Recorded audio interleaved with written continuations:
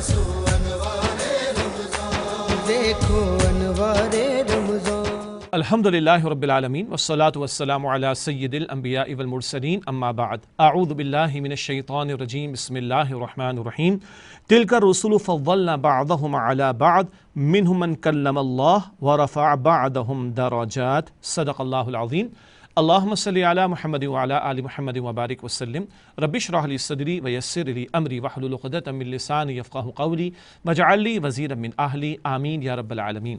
رب کائنات کی توفیق سے ہم خلاصہ مضامین قرآن کے سلسلے کو جاری رکھے ہوئے ہیں، اور آج ہی ہماری تیسری نشست ہے، اور انشاءاللہ تعالی قرآن حکیم کے تیسرے پارے کے مضامین کا ہم مطالعہ آپ کے سامنے رکھیں گے۔ آپ جانتے ہیں کہ ہم کوشش کر رہے ہیں کہ پارے کے اعتبار سے اور پھر سورت، پھر اس کے رکوع اور آیات کے اعتبار سے عنوانات کے تحت مضامین قرآن کا خلاصہ آپ کی خدمت میں پیش کریں۔ گزشتہ نشست میں ہم نے سورۃ البقرہ کے رکوع نمبر 32 پر بھی کلام کیا تھا، اور 33واں رکوع دوسرے پارے میں شروع ہوتا ہے اور ختم ہوتا ہے تیسرے پارے میں آ کر۔ چنانچہ جو رکوع شروع ہوا تھا اس میں جناب طالوت کا ذکر تھا، اور طالوت کے لشکر کو اللہ سبحانہ وتعالیٰ نے فتح عطا فرمائی جالوت کے لشکر کے مقابلے میں، جو کہ مشرک تھا، اور جالوت کو داؤد علیہ السلام نے قتل کیا تھا، اور چھوٹے گروہ کو اللہ سبحانہ وتعالیٰ نے اپنے فضل سے ایک بہت بڑے گروہ پر فضیلت عطا فرمائی، کامیابی عطا فرمائی، نصرت عطا فرمائی۔ یہ بیان تو ہو گیا تھا پچھلی نشست میں، البتہ 33واں رکوع جس کی آیات ہیں 249 تا 253، یہ رکوع مکمل ہوتا ہے تیسرے پارے کے آغاز میں۔ اس کو عنوان دیا گیا ہے اہمیت اسباب کی نہیں، اللہ کی مدد کی ہے۔ اور اصل بات کیا آئی کہ بارہا ایسا ہوا ایک چھوٹی جماعت اللہ کے حکم سے ایک بہت بڑی جماعت پر غالب آ گئی۔ یہ نقطہ پچھلی نشست میں بیان ہوا تھا، وہ نقطہ سورہ البقرہ کے تعلق سے دوسرے پارے کے اختتام پر تھا، اس سے بیان کر دیا گیا۔ 33واں رکوع مکمل ہوا ہے سورہ البقرہ کا تیسرے پارے کے آغاز میں، اور یہاں یہ ذکر بھی آ رہا ہے کہ اللہ نے رسولوں میں سے بعض کو بعض پر فضیلت عطا فرمائی۔ افضل ترین تو نبی مکرم صلی اللہ علیہ وسلم ہے، اور مختلف اعتبارات سے بعض انبیاء کو بعض پر اللہ سبحانہ وتعالیٰ نے فضیلت عطا فرمائی ہے۔ اس کے بعد رکوع نمبر 34 ہے سورۃ البقرہ کا، آیات 255 تا 257، عنوان دیا گیا ہے کیا روز قیامت شفاعت کام آئے گی؟ اور بھی یہاں پر کافی نکات ہیں۔ ایک اہم نقطہ آیت الکرسی اسی مقام پر ہے، قرآن کی عظیم ترین آیت اور آیتوں کی سردار آیت الکرسی، جو کہ سورۃ البقرہ کی آیت نمبر 255 ہے۔ اس سے پہلے البتہ بتایا گیا کہ دیکھو اے ایمان والو، وہ قیامت کا دن اس کے آنے سے پہلے پہلے خرچ کر لو۔ وہ دن کیسا ہوگا جس میں کوئی باطل سفارش نفع نہیں دے گی، کوئی رشتہ داری کام نہیں آئے گی، کوئی دوستی کام نہیں آئے گی، کوئی لین دین کام نہیں آئے گا۔ موقع آج ہے کل کی تیاری کرنے کا۔ پھر آیت الکرسی کا بیان آتا ہے جس میں اللہ سبحانہ وتعالیٰ کی صفات کا بڑا جامع انداز میں بیان ہمارے سامنے آیا۔ ہر فرض نماز کے بعد بھی نبی کریم صلی اللہ علیہ وسلم نے ہمیں آیت الکرسی کی تلاوت کی تلقین فرمائی، اور ذکر ہوا حدیث شریف میں کہ جو اس کا اہتمام کرے بس جنت میں داخلے کے لیے موت ہی کی رکاوٹ کا معاملہ ہوگا۔ اسی طریقے پر آیت الکرسی میں ذکر کیا، اللہ سبحانہ وتعالیٰ نے امید دلائی کہ ہاں اللہ کے حکم سے شفاعت ہوگی، نبی مکرم علیہ السلام بھی شفاعت کریں گے، انبیاء اور رسول بھی کریں گے، اللہ کے نیک بندے بھی کریں گے، مگر اللہ کے اذن اور اجازت سے۔ اللہ ہم سب کو نبی پاک صلی اللہ علیہ وسلم کی شفاعت عطا فرمائے۔ اس کے بعد یعنی آیت الکرسی کے بعد ذکر آتا ہے کہ اللہ ایمان والوں کا ولی ہے، دوست ہے، پشپنا ہے، کارساز ہے، اور اللہ ایمان والوں کو گمراہی کے اندھیروں سے نکال کر ہدایت کی روشنی کی طرف لے کر آتا ہے۔ اللہ ہم سب کو ہدایت پر مزید استقامت عطا فرمائے۔ اور رہے کفر کرنے والے تو ان کے ساتھی وہ شیاطین ہیں، طاغوت ہیں، جو ان کو گمراہی کے اندھیروں کی طرف لے جاتے ہیں ہدایت کے نور کی بجائے۔ اللہ گمراہی کے اندھیروں سے ہم سب کی حفاظت فرمائے۔ اس کے بعد رکوع نمبر 35 ہے، آیات 258 تا 260، بڑا پیارا مقام قرآن حکیم کا۔ اس کا عنوان ہے کیا مرنے کے بعد دوبارہ زندہ کیا جائے گا؟ ایک سوال اٹھتا ہے۔ 3 واقعات کے ذریعے اللہ سبحانہ وتعالیٰ نے جناب ابراہیم علیہ السلام کا بھی تذکرہ 2 واقعات میں ہے، 3 واقعات کے ذریعے اللہ سبحانہ وتعالیٰ نے اپنی عظمتوں کا اظہار فرمایا۔ اللہ ہی جو زندگی بھی دیتا ہے اور موت بھی دیتا ہے۔ 100 برس ایک صاحب کو، جن کا ذکر بعض مفسرین نے فرمایا کہ وہ حضرت عزیر ہیں علیہ السلام، واللہ اعلم، ان کا تذکرہ ہوا کہ 100 برس کے بعد اللہ نے ان کو زندگی عطا فرما دی، اور ان کے سامنے ان کا گدھا جو بالکل مردار تھا اس کو زندگی عطا فرما دی، سبحان اللہ۔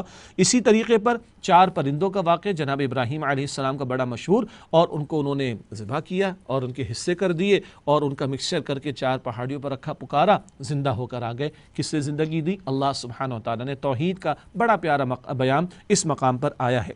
اس کے بعد رکو نمبر 36 ہے، آیات 261 تا 266، انفاق فی سبیل اللہ کی فضیلت اور آداب۔ انفاق فی سبیل اللہ میں خاص طور پر مالی انفاق، اس کے بیان سے یہ مقام، اس بیان کے حوالے سے مقام بڑا قیمتی ہے قرآن حکیم میں۔ سورۃ البقرہ کا 36واں رکوع بتایا گیا کہ اللہ کی راہ میں اخلاص کے ساتھ خرچ کرو۔ دکھاوے کے ساتھ جو خرچ کرتا ہے، جو ریاکاری کرتا ہے، شو آف کرتا ہے، یہ اللہ تعالیٰ کے ہاں قابل قبول نہیں۔ اسی طرح جو لوگ صدقہ خیرات کرتے ہیں مگر احسان جتاتے ہیں، یہ احسان جتانے سے یہ سارا ثواب ضائع ہو جاتا ہے۔ ہاں، جو خلوص کے ساتھ، اخلاص کے ساتھ اللہ کی راہ میں خرچ کرے تو اللہ خرچ کرنے والے کو 700 گنا اور اس سے بھی زائد اجر عطا فرماتا ہے۔ یہ اللہ تعالیٰ کی شان کریمی کا معاملہ، مال اسی کا دیا ہوا، سبحان اللہ، خرچ کرنے کی توفیق بھی وہ دے، لیکن بندہ خرچ کرے تو اللہ کی شان کریمی اللہ قبول فرمانے کا اعلان بھی فرماتا ہے اور 700 گنا اور اس سے بھی زائد عطا فرمانے کا وعدہ عطا فرماتا ہے۔ بتایا گیا کہ اللہ سبحانہ و تعالیٰ کی راہ میں جب مال خرچ کرو تو اس کی حفاظت بھی کرو، دکھاوا نہ کرو، احسان نہ جتلاؤ، احسان جتا کر کسی کو تکلیف نہ پہنچاؤ، اس سے تمہارا انفاق ضائع ہو جائے گا۔ یہی موضوع اگلے رکوع میں آتا ہے، سورۃ البقرہ کا رکوع نمبر 37 ہے، آیات 267 تا 273، اس کا موضوع ہے انفاق فی سبیل اللہ کا بہترین مصرف۔ یعنی یہ نقطہ بھی اس بیان میں ہمارے سامنے آتا ہے۔ یہ 37واں رکوع بھی انفاق فی سبیل اللہ کے موضوع پر بڑا جامع مقام ہے قرآن حکیم کا۔ بتایا گیا کہ اللہ کی راہ میں اچھا اور پاکیزہ مال خرچ کرو، ایسا نہیں کہ تم ایسی بات پیش کرو اللہ کی راہ میں جو تمہیں خود لینا کبھی پڑ جائے تو پسند نہ کرو، اچھا اور ستھرا اور پاکیزہ اور حلال اور طیب اللہ سبحانہ وتعالیٰ کی راہ میں پیش کرو۔ بتایا گیا کہ دیکھو تمہارے اس مالی انفاق کا بہترین حقدار کون ہے؟ وہ لوگ کہ جو اللہ کی راہ میں لگے ہوئے ہیں، اللہ کے دین کی دعوت کے کام کے لیے، اللہ کے دین کی سربلندی کے لیے، اور معاش کی محنت کر نہیں پاتے، کسی کے سامنے ہاتھ بھی نہیں پھیلاتے، بڑی خودداری کرنے والے ہیں، یہ وہ لوگ ہیں جو تمہارے انفاق فی سبیل اللہ کے سب سے زیادہ مستحق ہیں۔ بتایا کہ جس کو حکمت عطا کر دی گئی، اس کو بہت بڑی بصیرت عطا کر، اس کو بہت بڑی دولت عطا کر دی گئی۔ حکمت کیا ہے؟ باطن کی بصیرت، جس سے بندہ صحیح اور غلط کے فیصلے کرنے کے قابل ہو جائے، اور سب سے بڑی حکمت کیا ہے؟ بندہ اپنے اصل نفع نقصان کو سمجھ لے، دنیا اصل نہیں آخرت اصل ہے۔ جس کو یہ بصیرت مل جائے اس کو حکمت مل گئی، اور جس کو حکمت مل گئی اس کو بہت بڑی دولت مل گئی، اور سب سے بڑی حکمت کا مظہر یہ بھی ہے کہ بندہ آخرت میں جمع کرانے والا ہو جائے۔ کیا مطلب؟ The bank of Allah unlimited میں جمع کرانے والا ہو جائے۔ اللہ ہم سب کو اس کی توفیق عطا فرمائے۔ پھر سورۃ البقرہ کا رکوع نمبر 38 ہے، آیات 274 تا 281، سودی لین دین کی زوردار مذمت۔ اللہ اکبر، مال اللہ نے ہمیں دے رکھا ہے، حلال کا ہے، اس کا بہترین اگر کچھ بچ رہے، کچھ تو خرچ ہو جاتا ہے اپنے ضروریات پر، جو بچ رہے اس کا بہترین مصرف کیا ہے؟ راہ خدا میں خرچ کرنا، انفاق فی سبیل اللہ۔ اور جو بچ رہے، جو سیونگ، اس کا بدترین اور برا، سب سے برا استعمال کیا ہے؟ سود خوری کا معاملہ کرنا، مال کسی کو قرض پہ دے کے سود کمانا۔ بتایا گیا فَأَذَنُ بِحَرْبٍ مِّنَ اللَّهِ وَرَسُولِهِ، اگر سود کے معاملات کو نہیں چھوڑتے تو اللہ تعالیٰ اور اس کے رسول صلی اللہ علیہ وسلم سے جنگ کے لیے تیار ہو جاؤ۔ اللہ اکبر، یہ شدید ترین الفاظ آئیں کسی جرم پر، اللہ اور اس کے رسول سے جنگ۔ اللہ اکبر، مراد تباہی تباہی، بربادی ہی بربادی۔ اللہ ہمیں سود خوری سے بچائے، سود کی ہر شکل سے بچائے، انفرادی سطح پر بھی، اجتماعی سطح پر بھی ہمیں سود کے معاملات سے بچنے کی توفیق عطا فرمائے۔ بتایا گیا ڈرو اس دن سے جب تم اللہ سبحانہ و تعالیٰ کے سامنے پیش کیے جاؤ گے۔ یہ ہے آخرت کا عقیدہ، جتنا مضبوط ہوگا تو آدمی سود خوری کو بھی چھوڑے گا اور گناہوں کو بھی چھوڑنے والا بن جائے گا۔ اس کے بعد سورۃ البقرہ کا رکوع نمبر 39، آیات 282 تا 283، قرض کے بارے میں ہدایات۔ آپ کے علم میں ہے نا، سورۃ البقرہ کی آیت نمبر 282 282 قرآن حکیم کی طویل ترین آیت ہے، سب سے طویل آیت البقرہ آیت نمبر 282، قرض کے بارے میں، ادھار کے بارے میں ہدایات دی گئیں۔ جب ادھار کا لین دین کیا جائے تو معاملے کو لکھ لیا جائے، اس پر گواہ بھی بنا لیے جائیں۔ اسی کے ساتھ ساتھ اس مقام پر رہن کے حوالے سے، کولیٹرل کے حوالے سے رہنمائی دی۔ کبھی قرض لینا پڑ جائے، کوئی شے گروی رکھوا کر، رہن رکھوا کر، کولیٹرل کے طور پر رکھوا کر قرض حاصل کیا جا سکتا ہے، اس کی بھی رہنمائی یہاں پر دی گئی ہے۔ ایک اور اندازہ کیجئے، قرآن کی طویل ترین آیت معاملات کے حوالے سے، عبادات کا حکم بھی اللہ نے دیا، معاملات کا حکم بھی اللہ نے دیا، اور طویل ترین آیت قرآن کی وہ معاملات کے حوالے سے، تو ہمارا دین معاملات کو کتنی اہمیت دیتا ہے اندازہ کیا جا سکتا ہے۔ اس کے بعد سورۃ البقرہ کا آخری رکوع ہے، رکوع نمبر 40، آیات 284 تا 286، یہاں عظیم الشان تحفے کے حوالے سے بیان ہے، اور وہ ہے عظیم الشان دعا کا تحفہ۔ پہلی بات یہاں پر بتائی گئی کہ یاد رکھنا جو تم اپنے جی میں رکھتے ہو چھپا کر، اور جو تم ظاہر کرتے ہو سب اللہ کے علم ہے، اللہ حساب لے لے گا۔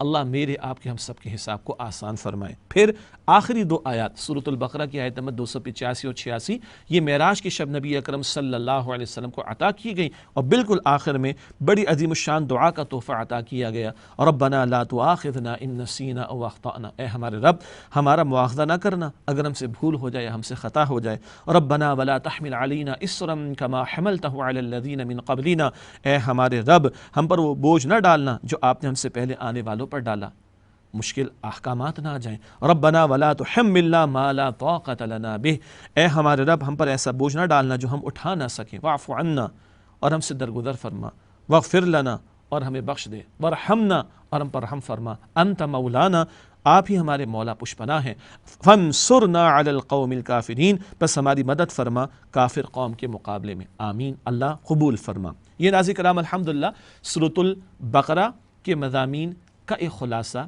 کچھ نکات ہمارے سامنے آئے۔ اب تیسرے پارے میں اس کے بعد سورہ آل عمران کا آغاز ہوتا ہے۔ سورۃ البقرہ اور سورہ آل عمران ان کو بڑی ایک مناسبت حاصل ہے، اور احادیث میں بھی ان کا ساتھ ساتھ ذکر ہوا ہے۔ سورۃ البقرہ میں بنی اسرائیل کا ذکر تھا، سورہ آل عمران میں بھی بنی اسرائیل کا ذکر ہے۔ سورۃ البقرہ میں یہود کا ذکر زیادہ تھا، سورہ آل عمران میں نصارہ کا ذکر زیادہ ہے۔ سورۃ البقرہ میں بھی پہلے یہود بنی اسرائیل کا ذکر تھا، سورہ آل عمران میں بھی پہلے بنی اسرائیل میں سے نصارہ کا ذکر ہے۔ سورۃ البقرہ میں بعد میں نبی علیہ السلام کی امت سے خطاب، سورہ آل عمران میں بھی بعد میں نبی علیہ السلام کی امت سے خطاب ہے۔ اس سورہ مبارکہ میں حق و باطل کی کشمکش کا بھی تذکرہ ہے، اور صبر و تقوی کی تلقین کا بھی ذکر ہمیں ملے گا انشاءاللہ تعالی۔ سب سے پہلا رکوع ہے سورہ آل عمران کا، آیات 1 تا 9 کا بیان اس مقام پر۔ قرآن کی ہر آیت حق ہے، خواہ ہمیں سمجھ میں آئے یا نہ آئے۔ پہلے رکوع میں ابتداءً اللہ سبحانہ وتعالیٰ کی عظمت کا بیان ہے، اور پھر عظمت قرآن کا تذکرہ اللہ سبحانہ وتعالیٰ نے فرمایا، اللہ نے برحق کلام نازل فرمایا۔ ہاں، اس میں 2 قسم کی آیات ہیں، ایک آیات ہیں جو بالکل واضح ہیں، جن میں احکامات کا بیان ہے، نصیحت کا بیان ہے، ان کو محکمات کہا گیا، اور کچھ آیات ہیں جو متشابہ ہیں، جن کے معانی ہم پر واضح نہیں ہیں، ہماری ناقص عقل وہاں تک پہنچ نہیں سکتی۔ ایمان والے کیا کہتے ہیں؟ سب کچھ اللہ کی طرف سے ہے، محکمات میں ہی احکامات زیادہ ہیں، ان پر عمل درآمد ہو، اور متشابہات اللہ کی کرسی ہم تو نہیں سمجھ سکتے، تو متشابہات کے معنی میں زیادہ پڑھنا نہیں چاہیے۔ ہاں، یہ ضرور کہنا چاہیے سب کچھ کس کی طرف سے ہے؟ اللہ سبحانہ وتعالی کی طرف سے۔ اس کے بعد رکوع نمبر 2 ہے، آیات 10 تا 20۔ آخرت کی نعمت ابدی اور اعلیٰ ہیں، یہ نقطہ اس مقام پر آیا ہے۔ آیت نمبر 14 میں بتا دیا گیا، ہاں انسانوں میں محبتیں رکھی گئیں، بیویوں کی، اولاد کی، مال و دولت کی، سونے چاندی کی، کھیتیوں کی، جانوروں کی، لیکن ان چیزوں میں پڑھ کر آخرت کو فراموش نہ کر دینا۔ سب سے بہتر تو وہ ہے جو اللہ سبحانہ وتعالیٰ کے پاس ہے۔ اب امتحان کیا ہے؟ ان دنیاوی محبتوں میں پڑھ کر دنیا ہی کے بندے بن جاتے ہو، یا ان کے مقابلے میں آخرت کو ترجیح دیتے ہو، اور جو اللہ کے پاس ہے وہ سب سے بہترین ہے۔ بتایا گیا کہ سچے لوگ، متقی لوگ وہ ہیں جن کے لیے جنت کا وعدہ ہے، کہ جو اللہ کا خوف رکھتے ہیں اور اللہ کی بندگی کرتے ہیں، اور خاص طور پر سحر کے اوقات میں، اللہ اکبر، جو سحری کا وقت ہے ان اوقات میں اللہ کے حضور استغفار کا اہتمام کرتے ہیں۔ بتایا گیا آیت نمبر 19 میں، ان الدین عند اللہ الاسلام، دین تو اللہ سبحانہ وتعالیٰ کے نزدیک فقط اسلام ہے۔ اسلام کوڈ آف لائف ہے، اسلام نظام زندگی ہے، اور مکمل ضابط حیات ہے، انفرادی زندگی کے لیے بھی رہنمائی دیتا ہے، اور اجتماعی زندگی کے لیے بھی۔ System of life, code of life, اللہ سبحانہ وتعالیٰ کے ہاں اگر کوئی قابل قبول ہے تو وہ فقط دین اسلام ہے۔ اس کے بعد تیسرا رکوع سورہ آل عمران کا، آیات 21 تا 30۔ مومن کافروں کو دوست نہ بنائے، بہت اہم ہدایت قرآن حکیم میں ہمارے سامنے آ رہی ہے۔ فرمایا گیا کہ ایمان والوں کو ہی دوست بنائیں، ایمان والے ایمان والوں کو چھوڑ کر کافروں سے دلی دوستی اختیار نہ کرے۔ حسن سلوک الگ شے ہے، لیکن دلی دوستی ایک مسلمان سے ہو سکتی ہے، کافر سے نہیں ہو سکتی۔ اور جو یہ کرے کہ مسلمانوں کو چھوڑ کر کافروں کو ترجیح دے، ان سے دلی دوستی اختیار کرے، تو اس کا اللہ تعالیٰ سے کوئی تعلق نہیں رہا۔ اللہ اکبر۔ اور اللہ سے ڈرنا چاہیے بندوں کے مقابلے میں، یہ خوف دلایا گیا، تم بندوں سے ڈرتے ہو، حالانکہ اللہ کا حق زیادہ ہے کہ تم اس کا خوف اختیار کرو۔ اس کے بعد رکوع نمبر 4 ہے، آیات 31 تا 41۔ اللہ بغیر اسباب کے بھی عطا کرتا ہے۔ اس مقام پر خاص طور پر پہلے بی بی مریم سلام علیہا کا ذکر ہے اور پھر جناب زکریا علیہ الصلوۃ والسلام کا بھی تذکرہ آئے گا۔ بی بی مریم سلام علیہا کی والدہ نے یہ نظر مانی تھی کہ میرے ہاں جو بھی اولاد ہوگی میں اس کو خدمت دین کے لیے وقف کر دوں گی۔ اب اللہ تعالیٰ نے ان کو بیٹے کے بجائے بیٹی عطا کر دی، تو بی بی مریم سلام علیہا کی والدہ پریشان ہو گئی، یہ کیا ہو گیا؟ لیکن اللہ نے کیسی بیٹی عطا فرمائی، سبحان اللہ، بی بی مریم کو اللہ نے جہان والوں کی عورتوں پر فضیلت عطا فرمانے کا بھی اعلان فرمایا ہے۔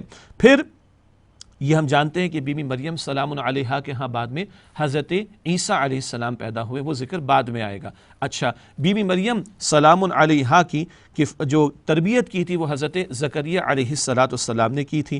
حضرت زکریا علیہ السلام جب بی بی مریم سلام علیہا کے پاس آتے تو ایک رائے کے مطابق مفسرین کی بڑی علم و حکمت کی باتیں وہ بیان فرماتی، تو انہوں نے پوچھا کہ یہ علم و حکمت کی باتیں تمہاری زبان پر کہاں سے؟ تو وہ کہنے لگیں یہ تو اللہ سبحانہ وتعالیٰ نے مجھے عطا فرمائے۔ سبحان اللہ، وہیں زکریا علیہ السلام کے دل میں خیال آیا کہ اللہ تعالیٰ تو بغیر اسباب کے بھی عطا فرماتا ہے، کسی خاتون کو اللہ تعالیٰ نے کبھی نبی نہیں بنایا، لیکن اللہ چاہے تو حکمت کی باتیں خاتون کی زبان پر بھی جاری کر دے۔ تو زکریا علیہ السلام نے یہ مانا، اور وہ تو اللہ کے نبی ہیں، اس بات پر ان کی توجہ ہوئی کہ اللہ تو اسباب کے بغیر بھی عطا فرماتا ہے۔ چنانچہ انہوں نے اللہ کے حضور دعا کی کہ اے میرے رب، میں بوڑھا تو ہو چکا ہوں اور میری بیوی بھی بانجھ ہے، مگر اے اللہ مجھے اولاد عطا فرما دے، تاکہ جو تو نے نبوت کی دولت مجھے عطا فرمائی اور اس قدر نعمت بڑی عطا مجھے عطا فرمائی، اے اللہ یہ آگے بھی سلسلہ جاری رہے۔ چنانچہ اللہ سبحانہ وتعالیٰ نے زکریا علیہ السلام کو بڑھاپے کے باوجود اور جبکہ ان کی بیوی بانجھ تھی، اللہ نے زکریا علیہ السلام کو یحییٰ علیہ السلام عطا فرمائے۔ معجزانہ طور پر زکریا علیہ السلام کے ہاں حضرت یحییٰ کی پیدائش کا ذکر پہلے آ گیا۔ اس کے بعد آگے چلتے ہیں، اگلا رکوع نمبر 5 ہے، سورہ آل عمران اور 30 پارے کا بیان جاری ہے۔ سورہ آل عمران کا رکوع نمبر 5 آیات 42 سے 54، حضرت عیسیٰ علیہ السلام کی ولادت، معجزے اور پکار۔ پہلے معجزانہ طور پر زکریا علیہ السلام کے ہاں یحییٰ علیہ السلام کی پیدائش کا ذکر کر دیے جانے کے بعد اب معجزانہ طور پر بی بی مریم سلام علیہا کے ہاں حضرت عیسیٰ علیہ السلام کی معجزانہ پیدائش کا ذکر، جو کہ بغیر والد ہوئی۔ اللہ اکبر۔ پھر عیسیٰ علیہ السلام کی اس پکار کا ذکر بھی ہے کہ من انصاری الی اللہ، کون ہے میرا مددگار اللہ کی طرف۔ پیغمبر اللہ کے دین کا کام کرتے تھے اور اس کے لیے لوگوں کو پکارتے بھی تھے۔ ان کے ساتھیوں نے کہا کہ ہم اللہ کے مددگار ہیں، یعنی اس کے دین کے لیے جد و جہد کرنے والے۔ آج اللہ کے دین کی جد و جہد میں نے اور آپ نے کرنی ہے۔ آج اللہ تعالیٰ کی طرف سے گویا کہ پکار ہے، کونوا انصار اللہ، ایک مقام پر سورہ صف میں آتا ہے۔ اللہ مجھے اور آپ کو اپنے دین کی خدمت کے لیے قبول فرمائے۔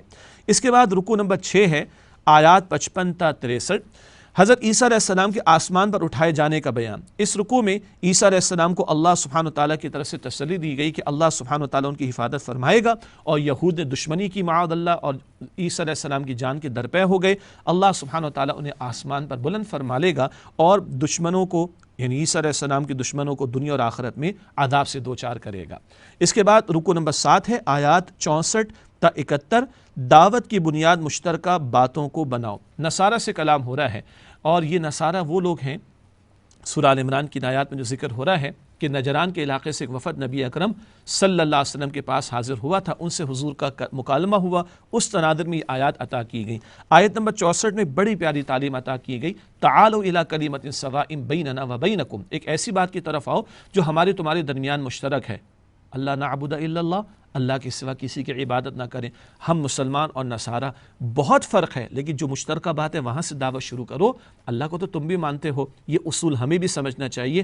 مسلمانوں میں بہت سارے مکاتب فکر ہیں، لیکن سب اللہ کو، رسول کو، قرآن کو، بنیادی عقائد کو مانتے، تو مشترکہ باتوں پر توجہ زیادہ رہے گی تو ہم ایک دوسرے کے قریب آ سکیں گے، اتحاد ہم میں آ سکے گا انشاءاللہ تعالی۔